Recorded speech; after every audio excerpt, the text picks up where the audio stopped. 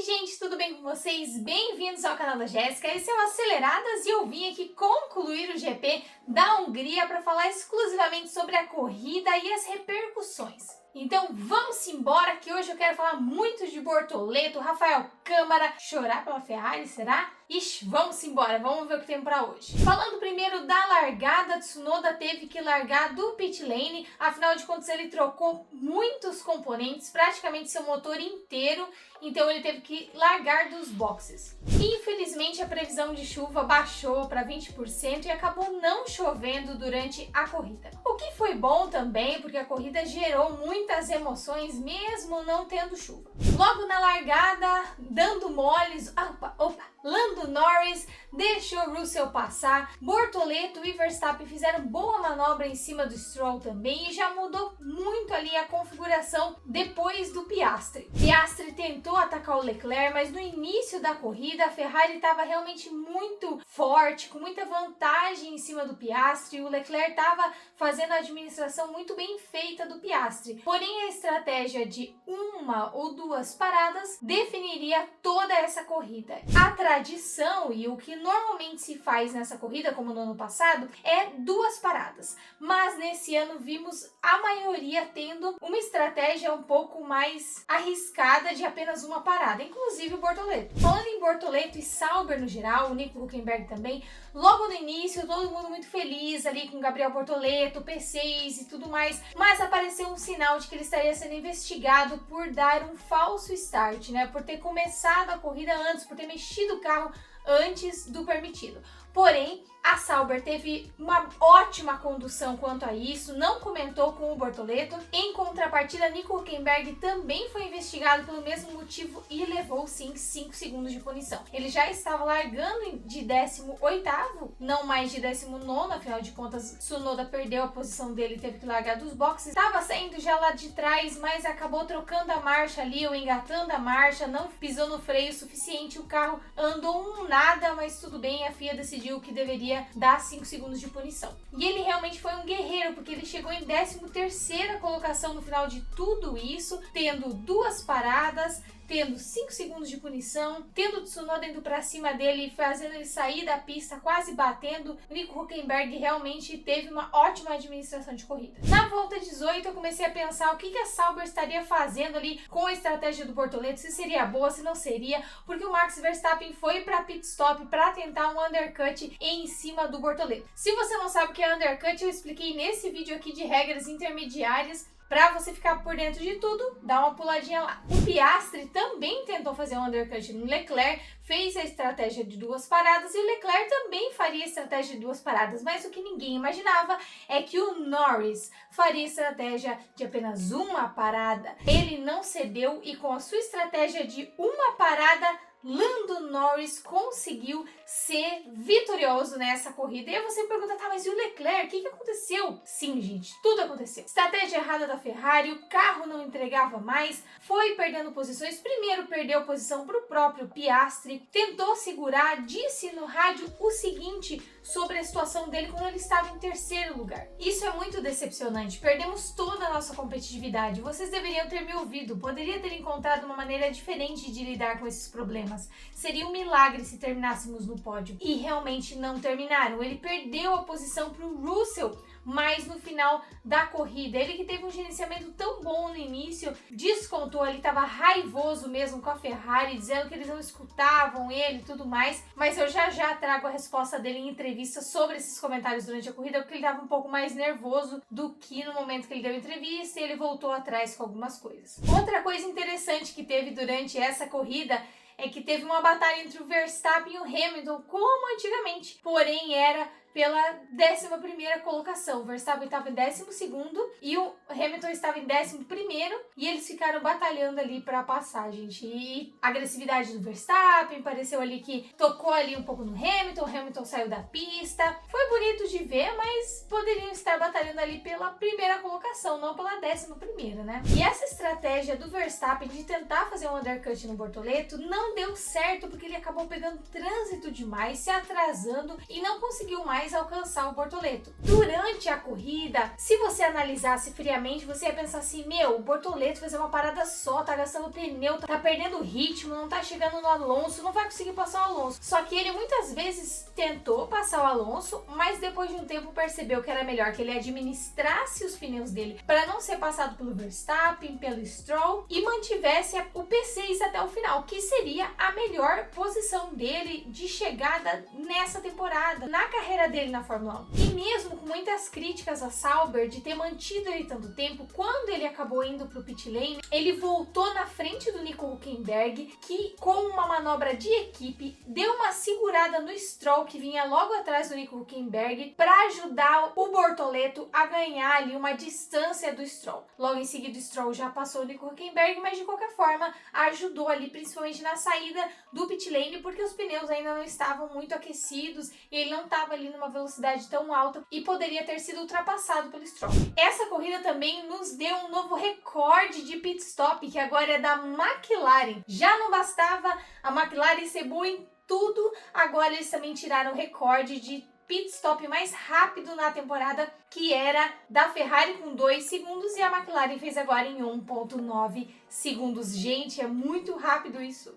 O Behrman acabou abandonando a corrida ali na volta 49 por problemas de aderência, então a equipe chamou ele para o pit lane e ele acabou abandonando a corrida. E chegando mais perto do fim, Piastri e Norris protagonizaram um duelo belíssimo. Afinal de contas, os dois estão ali competindo pelo primeiro lugar no campeonato de construtores, isso vale o campeonato mundial de 2025, e o Piastri atacou muito o Norris, tentou de tudo, ele diminuiu uma distância de mais de 9 segundos para conseguir atacar na penúltima volta e na última volta também. Mas na penúltima volta ele tinha um momento perfeito, mas acabou errando, travando as rodas e perdendo a oportunidade de passar Lando Norris. Norris segurou, garantiu sua vitória e vou deixar aqui na tela as 10 primeiras colocações para vocês verem as pontuações como ficaram. Primeiro lugar Norris, segundo Piastri, terceiro Russell fecham o pódio. Seguido de Charles Leclerc em quarto, Fernando Alonso em quinto, que também faz a sua melhor posição nessa temporada de 2025, seguido de Gabriel Bortoleto, Lance Stroll, Liam Lawson, Max Verstappen, Kimi Antonelli. Vou deixar aqui para vocês também a pontuação agora do Bortoleto, que saiu da antepenúltima colocação no campeonato de pilotos e agora é 17º, somando 14 pontos. Agora ele está na frente de Tsunoda, Behrman, Colapinto e Jack Dohan. Mas me conta uma coisa, Fia, por que agora você não fala sobre os rookies, o campeonato dos rookies, como tem se desenvolvido cada um deles, quem está em primeira colocação, quem está em última, por que não falam mais? Falavam tanto quando era o Antonelli que estava tendo bons resultados, agora que o Bortoleto está consecutivamente tendo bons resultados com o carro da Sauber, atacando Fernando Alonso, defendendo de Max Verstappen. Vocês não comentam mais sobre os campeonatos dos rookies? Interessante, não é mesmo? Bortoleto, obviamente, foi eleito piloto do dia, comentou que foi 99% dos brasileiros que votaram, mas eu não concordo, porque muitas postagens que falavam sobre a boa colocação dele eram pessoas de outros países, Portugal, enfim, que falam português, mas outros países também que falam inglês, torcendo pela Kiki Sauber e pelo Gabriel Bortoleto. Ele postou o resultado do piloto do dia nos seus stories e comentou lá o seguinte: obrigado a todos vocês pelos seus votos, valeu galera, e também fez uma postagem no seu feed e falou o seguinte: P6 na corrida de hoje, resultado de muito trabalho e esforço de toda a equipe. Final de semana incrível e inesquecível. Obrigada a todos os fãs e a todos que me apoiam. Lembrando que na sexta-feira eles trabalharam até depois da meia-noite, ajustando o carro para estar bom na classificação, conseguiram um bom resultado e conseguiram ir muito bem na corrida. Se o Bortoleto faz isso com o carro da Sauber, você imagina com um carro bom de verdade? Agora, quem é bom de verdade também é o Rafael Câmara, que ganhou a Fórmula 3. O brasileiro chegou no seu ano de estreia e também ganhou a Fórmula 3, assim como fez Bortoleto em 2023. E a Band fez uma cobertura muito boa, lembrando que a Band começou a fazer essas coberturas lá em 2022 com a vitória na Fórmula 2 do Drogovic, na Fórmula 3 em 2023 com Gabriel Bortoleto, 2024 na Fórmula 2 com Gabriel Bortoleto e agora Rafael Câmara na Fórmula 3. Em entrevista com a Mari Becker logo depois do título dele antecipado, porque ele foi pole na corrida principal e ganhou a corrida principal, ele disse o seguinte: nós sempre tentamos dar o máximo, nunca desistimos, ainda mais vindo do Brasil, que é tão longe da Europa, ficando longe dos amigos, da família, vivendo uma outra vida. Estou feliz, é algo que não vem de um trabalho que começou ontem, é de toda a vida. Você se sacrifica em busca de momentos assim. Portanto, agora é aproveitar. Obrigado por torcerem por mim. Os brasileiros são muito emotivos. Acho que dei a eles um bom domingo. Com certeza, Rafael, e é esse o pensamento. Muito trabalho, mas agora é aproveitar. Sabemos que nas férias você deve assinar o contrato já para estar na Fórmula 2 no ano que vem. Muitas equipes já estão atrás dele, obviamente, é o campeão. E esperamos que você também possa ter um ótimo resultado na Fórmula 3 e focado e quem sabe ganhar no ano de estreia, assim como o Bortoleto ganhou. Falando em entrevistas também, Charles Leclerc, logo após todo o rebuliço, falou sobre o estresse dele na corrida e sobre o seu resultado. Ele falou o seguinte: preciso retirar as palavras que disse no rádio, porque achei que o problema estava vindo de uma coisa, mas depois tive muitos mais detalhes desde que saí do carro. Na verdade, foi um problema no chassi e não havia nada que pudéssemos ter feito de diferente. Comecei a sentir o problema na volta 40 ou algo assim, e depois foi piorando, volta após volta após volta, e no final estávamos 2 segundos fora do ritmo.